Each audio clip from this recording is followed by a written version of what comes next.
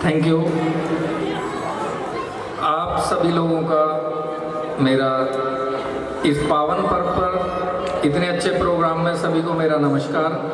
मैं अपना परिचय करा दूँ, मेरा नाम जयवीर सिंह है और आपके यहाँ खिदमत में मैं पिछले लगभग 1 साल से ज़्यादा आपकी सेवा करने का मौका मिला है। आज भाई ने इनवाइट किया था तो आपके प्रोग्राम के बीच में एक छोटा सा हमारा भी प्रोग्राम साइबर के संबंध में था, साइबर अपराध के, तो उसके बारे में मैं केवल आपकी 5 मिनट लेना चाहूँगा।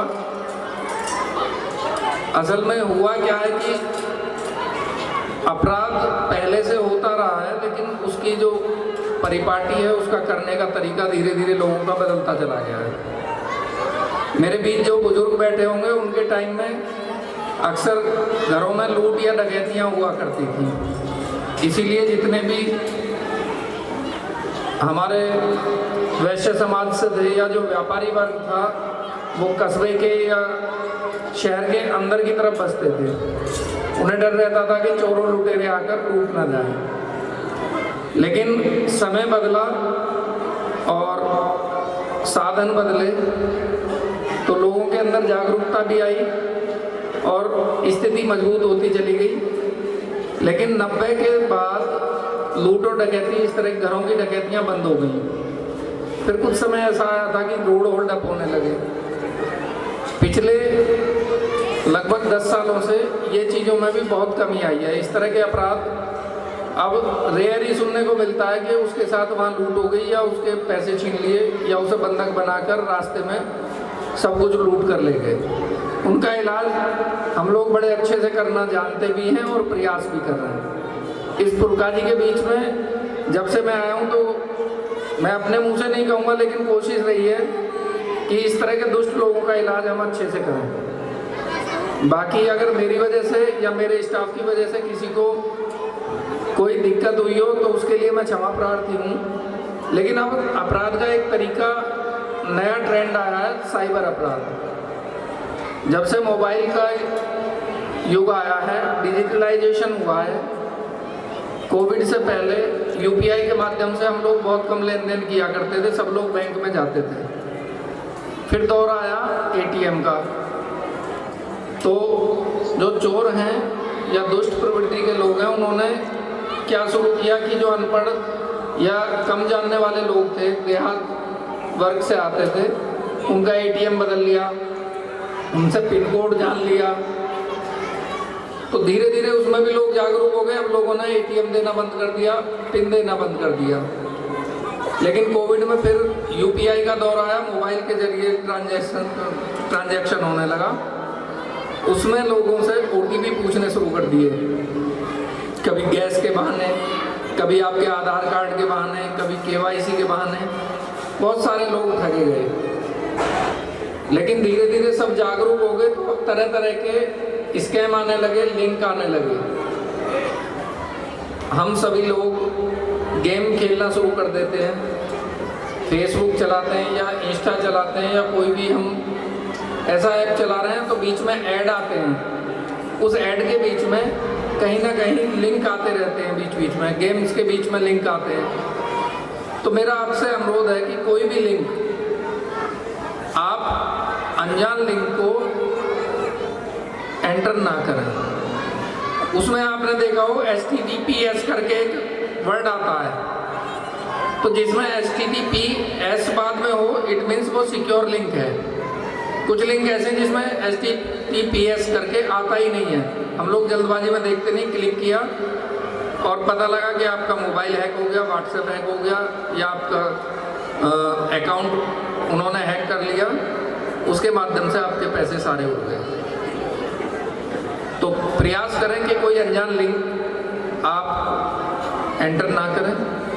दूसरे, अपना ओटीपी, अब कोई ओटीपी मांगता ही नहीं है, और मांगता है तो पहले सिक्योर कर लें। तीसरे, कई बार व्हाट्सएप या एआई क्योंकि आ गया है, एआई में पता ही नहीं चलता। मुझे लगेगा जनरली जैसे मेरे सामने बैठे हैं तो मेरे परिचित है, मुझे लगेगा कि ये आवाज़ उनकी है। खुद मेरे नाम से कोई पैसे मांगने लगे कि जी मैं कोतवाल वाला बोल रहा हूँ, अर्जेंट मुझे ज़रूरत है, आप मुझे 10,000 रुपये दे दीजिए, 5,000 इस नंबर पे डाल दीजिए।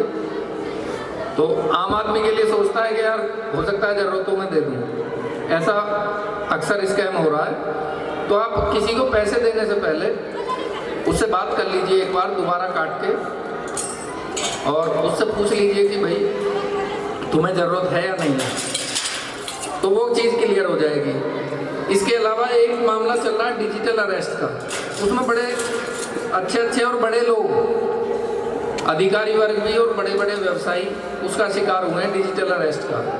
उसे ईडी का झांसा देके कि आपकी संपत्ति की जांच होगी, या किसी और तरीके से ब्लैकमेल करके उसे डिजिटल अरेस्ट कर लिया जाता है। तो कोई डिजिटल अरेस्ट है ही नहीं। उसमें आएगा पुलिस का बड़े कॉलर बैंड सहित पीकैप लगाए फोटो आएगा व्हाट्सएप पे, आपके पास वीडियो कॉल आएगा, उसमें वर्दी पहन रखी है, बैकग्राउंड लगा रखा है, लेकिन उसे कंफर्म कर लें, आप नॉर्मल कॉल कर लें, गूगल से नंबर सर्च कर लें कि ये फला थाने का है भी या नहीं है। तो मेरा आपसे अनुरोध है कि डिजिटल अरेस्ट जैसी कोई व्यवस्था पुलिस विभाग में नहीं है।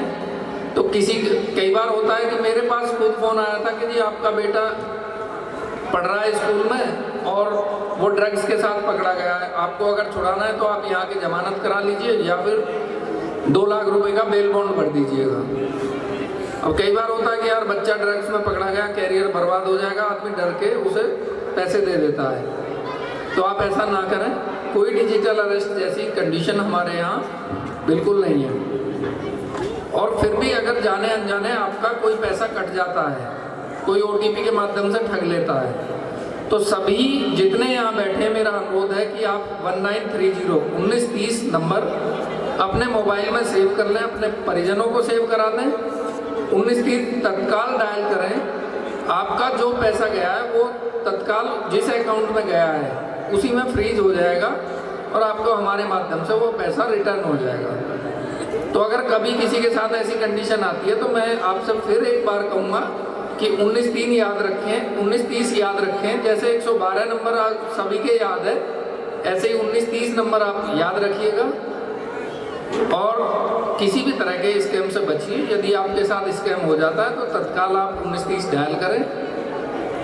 उसके अलावा थाने पे हमारे यहाँ सभी थानों पर साइबर हेल्प डेस्क बन गया है, आप आएँ, आकर अपने बारे में बताएं, एप्लीकेशन दें। आपकी अब सर्विलांस सेल या साइबर सेल जिले पे जाने की आवश्यकता नहीं है। प्रत्येक थाने में जो आपका नज़दीकी थाना है आप वहाँ जाइए, आपकी साइबर के संबंध में तुरंत हेल्प की जाएगी। इसी के अलावा अगर किसी महिला के साथ कोई दिक्कत होती है तो मिशन शक्ति केंद्र हमारा बना हुआ है, उसकी प्रभारी हमारी सब इंस्पेक्टर निशा सिंह है, हमारे थाने पर है। किसी महिला के साथ कोई दिक्कत होती है तो आप बेझिझक अपनी परेशानी बिल्कुल बताएं।